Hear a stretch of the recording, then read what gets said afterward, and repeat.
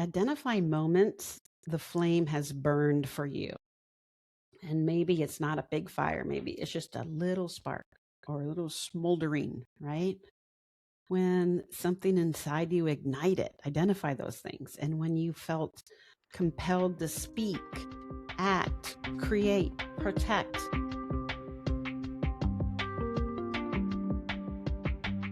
Welcome to Step Into Your Story with Carla Goldberg.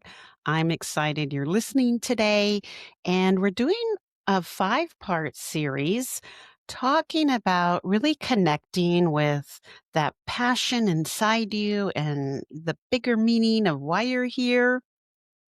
In episode 1, we talked about the void, that empty space inside you that we try and fill with other things. We also, in episode 2, talked about the whisper. That's your soul, your spirit, whichever words you want to use, really trying to talk to you. Episode 3 was the mirror, and that kind of gives us an indication of things we need to work on. But today we are going to talk about the flame. The flame is often a lifetime theme that you are called to do throughout your whole life. And it can look very different in different ages and themes and stages of your life, but it's an overarching plan. Some people call it the soul contract. It's truly what you were designed to do and really stepping into that story as you grow. It's not theoretical, it's actually lived. So it's really stepping into action, and we can use that flame to help guide us to understand what it is you're supposed to do in this life and the greater meaning. So I'm glad you're here. This is a really fun episode as we step into the flame. Now, there's 3 parts to the flame. You have the memory, courage, and responsibility. Today, we're going to be talking a lot about courage because that's the hardest part, right? We all have courage, and it's hard to tap into sometimes when you have the burdens of all the things we put on ourselves and other people put on us as we are humans and going through that experience. So, and all 3 of these, memory, courage, responsibility, they burn together. Think of it as like a flame from a stove or campfire. Depending on the fuel, you can have different colors of the flame, right? So it could be, you might have blue flame and white and yellow and orange or red, all these different colors. And together they make up the flame, but there's different colors within the flame. And they're separate, but together they make the whole flame and the heat. They need each other, but can look different. And that's what we're talking about today when we talk about the flame. Let's start off with the first piece of the flame, which is memory. Memory is a concept that can be hard to grasp because what happens is as we live different lives and different lifetimes and we're reincarnated into a different body, there's things that we carry with us from the past life and we bring them into our current life. But some of that is a memory, and it's a good thing. It's not just bad stuff that we carry. When we look at flame as a memory, we need to remember that we came into this earth and this body, this human experience, with certain things that we signed up for to learn, to do. And it's hard to accept that because sometimes you think, why on earth would I have signed up for this, right? Look around me. Why would I choose that?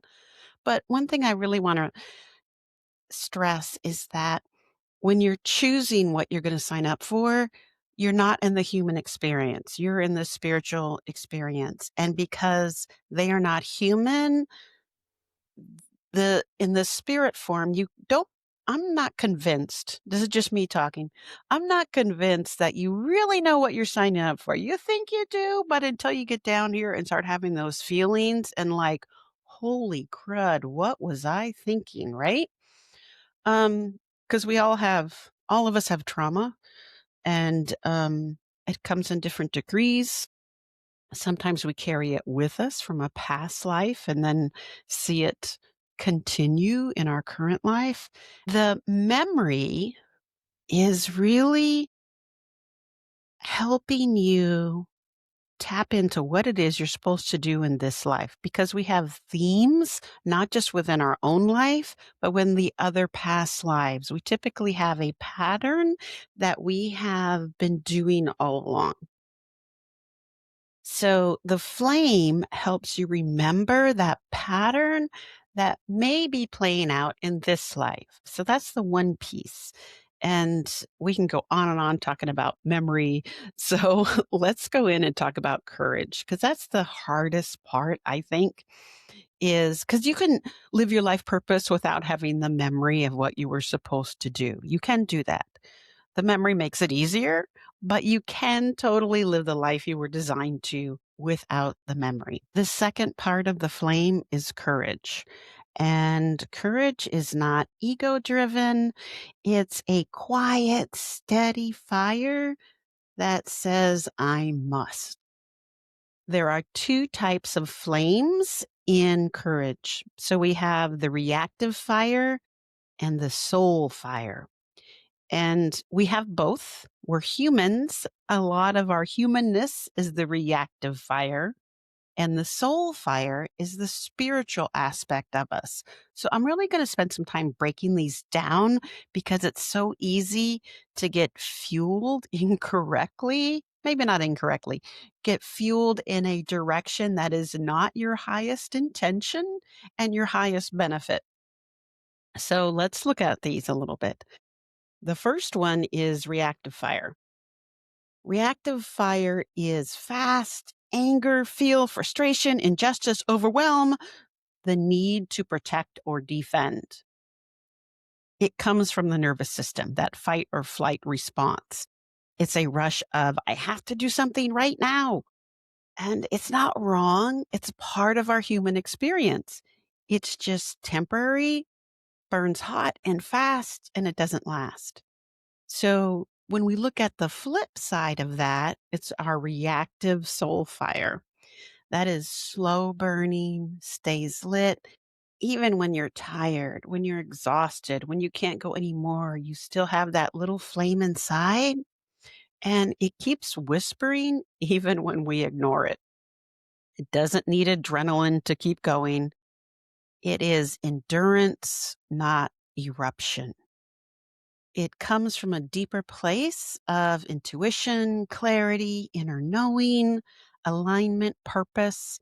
It is the fire that rises when your soul says, this is yours to carry. That, that resilience to continue to go on. So let's look at what the two look like. So the reactive fire wants to release, right? When we are ranting about something, we're having a strong reaction. It's about getting something out, getting out a message. And these are not good or bad. I'm just explaining them. So I want to make that clear. I'm not judging because we all do this, right? But this is the difference in the type of courage you can have. So the soul fire wants embodiment. So when you have a calling, a mission, you feel like there's a responsibility, not because of judgment, but because of this is part of who I am and my skill set and my passion and what means something to me. And it's a long term devotion. It's about becoming something. Let's look at what it looks like, the aftermath of this courage, that because that'll kind of help us also frame the difference between the reactive fire courage and the soul fire courage. The reactive result, the fire burns out and it leaves you exhausted, depleted, overwhelmed, regretful, overstimulated. It's like, boom, a flash, and it's gone.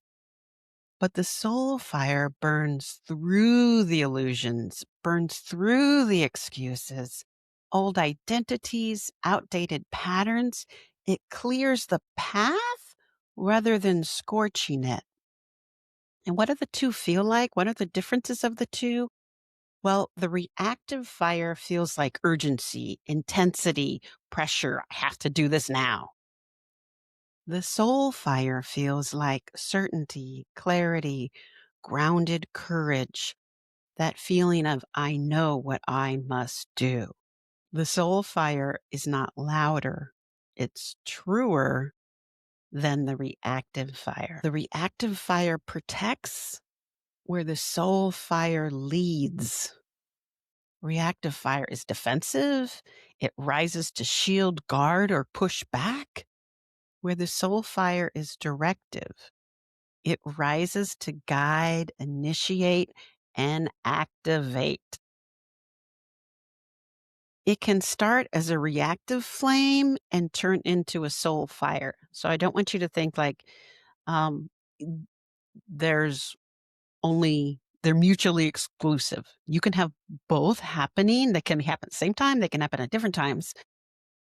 But if it's something you're supposed to do as part of your soul journey, your overarching theme of your life, it will be something that continues to burn whether you're feeding that fire or not.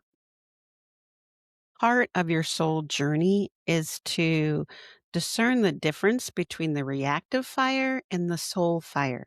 Because the soul fire will keep you going and it's part of your purpose. Our third aspect is responsibility. And responsibility is asking you to do something, to take action. It's the contract, the calling, the this is mine to carry concept. It is not, when I'm talking responsibility, I'm not talking about earthly responsibility in terms of things that we put on ourselves, things others tell us that are our responsibility. I'm talking about a higher purpose of responsibility. So examples might look like the responsibility of seeing what others don't. Some of us can really see the bigger picture, and that might be a piece that you're supposed to step into. Another example is the responsibility of speaking when silence harms. There's times where we have to speak up.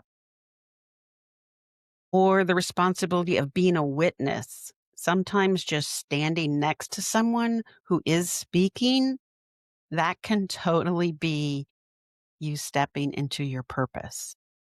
So it's not necessarily action like we're thinking in a human terms. Action typically is doing something, but sometimes in our soul energy, it's just being a witness. It's having a container. It's supporting others who are stepping into their greatness. The moment you realize your flame isn't just personal, it's part of a collective, is when the magic really happens, right? That's when that bonfire comes together because we're all having our own little flames and it comes together. I've used my voice in a way that worked for me. Um, Part of that is doing this podcast and saying those things that others cannot for whatever reason. And that doesn't mean if you are called to use your voice that you have to have a podcast. That's just what I was called to do. So don't do it just because I was doing it.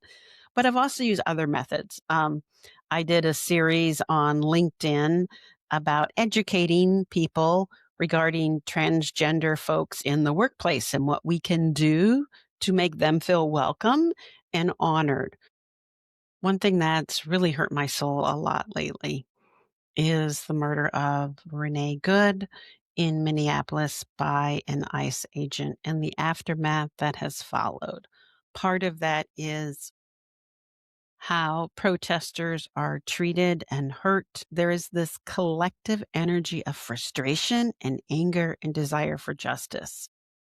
And how this really impacted me is I had a calling inside me that was saying, "Speak for those who can't." And but how do I do that? I'm not in an area that is a major city, and I don't have in my community, I don't see the ICE agents coming through the streets. It's just not something I see.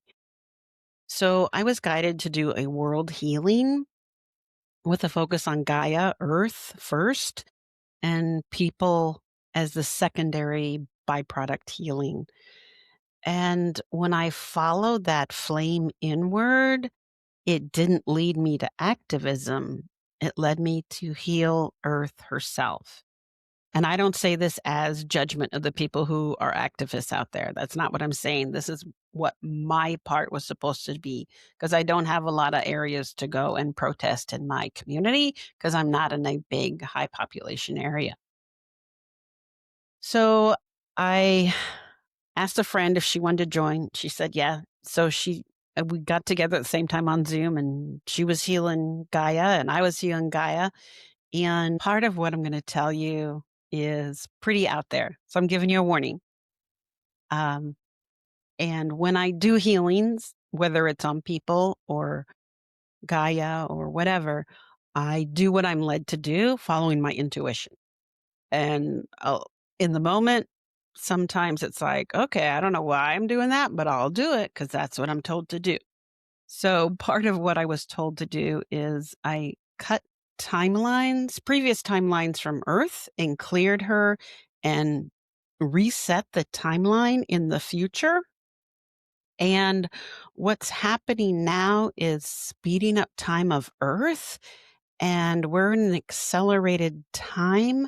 And that was one of the things I was shown that things are just happening so fast that the Earth is trying to recalibrate and integrate some of those timeline shifts. So I kind of helped cleared some of that. And I saw a lot of love coming back down to the humans and nature and beings on Earth. And that coming down as rain. And what no longer served Earth is going to be sent out of orbit, whether it's something physical like satellites or spiritual things that have been holding her back. And the Earth is going to cleanse herself with things like I saw flooding. Well, not necessarily flood. I saw rain. I saw a whole bunch of rain. So I'm assuming it's flooding, but a whole bunch of rain and lots of wind. I just saw strong winds. I didn't see a tornado or things like that, but I saw lots of rain and wind. And that's part of Earth's natural cleansing process. So I know that's going to happen. And um, I when I did this with my friend, afterward, we compared notes of different things that we got, and, I just wanna share that she had confirmed that she was having timeline acceleration and that is a piece of it. So it always feels relieved when you're working on something and someone else says the same thing. You're like, "Yes, I'm not crazy." Well, at least I'm not about that, right? Um, so that's how I took because I originally started out with the feelings of Renee Good and everything that happened. I was initially coming from a physical flame, a physical, this is not okay. I'm seeking justice. And I turned that into, okay, let me step into my purpose. Let me step into that soul flame. And where do I need to go? And what is my responsibility moving forward? And part of that was to heal Gaia and help her heal us because we're all connected. We're all part of a collective. When we're feeling bad, Earth can absorb some of that, but she feels it too. And when she's hurting, we're hurting. We're all part of a collective. And that's an amazing piece that we'll talk about another day. But to let's kind of summarize, we've gone through a lot today. Let's summarize where we went through. We talked about the three parts of the flame. We have memory and courage. And courage has the two parts that reactive fire, that's our physical fire. And then our soul fire, that's the fire that cleanses and clears and really steps into who we are, right? So after memory and courage, then we have responsibility, and that's what is stepping into our story and what does that look like? And next episode, we're going to talk about that stepping into the story. How do we get there? What I want you to do for homework is identify moments the flame has burned for you. And maybe it's not a big fire, maybe it's just a little spark or a little smoldering, right? When something inside you ignited, identify those things. And when you felt compelled to speak, act, create, protect, tell the truth, whatever it is, when have you felt those? Once you gather a handful of these ignition points from different chapters in your life, you can start to notice what they have in common. You can start to notice a pattern. And when we have that pattern, that refers back to our whole existence as to why we came to earth and part of our soul story and our soul contract. So going back and looking at these things is going to help you figure out your bigger purpose and really look at what truth were you trying to restore? What were you honoring, creating, or defending each time you did these things? And finally, ask yourself what truth inside you refuses to stay quiet. And it's not just voicing it. Some of us are artists, right? Some of that is creating. Some of that is having a different way to speak those things into creation. You are a co-creator with the divine. So what do you need to do to co-create? If you found this helpful, please like, subscribe, and write a review. If you write a review, I will read it on the air. And in closing, I want to remind you to walk gently, listen closely, and keep stepping into your story.